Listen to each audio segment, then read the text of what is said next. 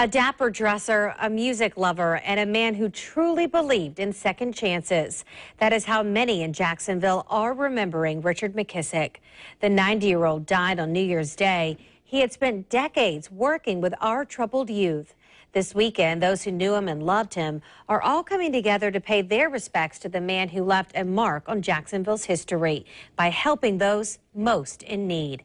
Channel 4's Kamasi Aaron tells us more about his remarkable life.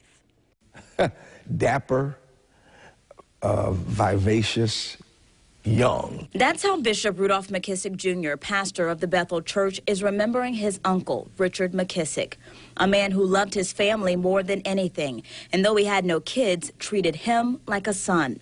Born in Jacksonville in 1925, McKissick graduated from Stanton before going to Morehouse and serving in the Army.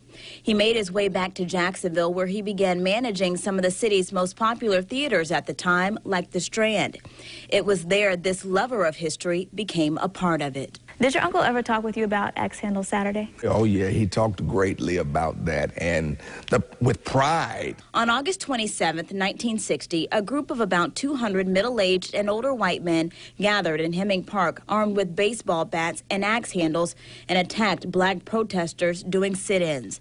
McKissick was proud to say he helped some of those protesters find refuge. I was the one that opened up the theater. People ran to the theater. I let them in.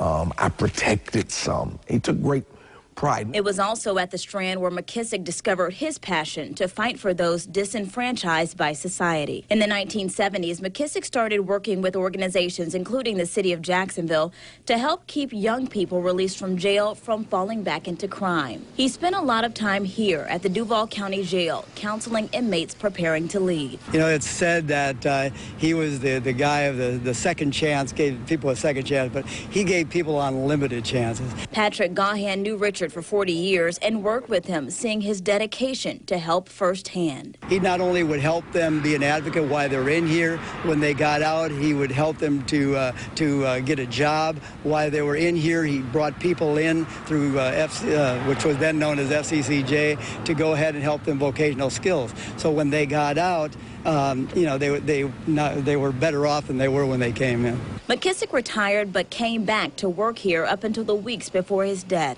His nephew says he didn't let anything stop him from doing what he loved to do.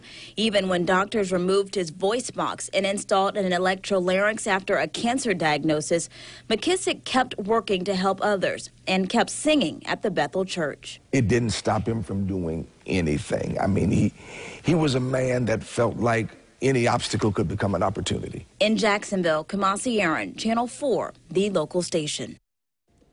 A visitation for Richard McKissick is underway right now at the Bethel Church in downtown Jacksonville. That will run until 8 o'clock this evening. Funeral services will then be held at the same church tomorrow morning, beginning at 11 a.m.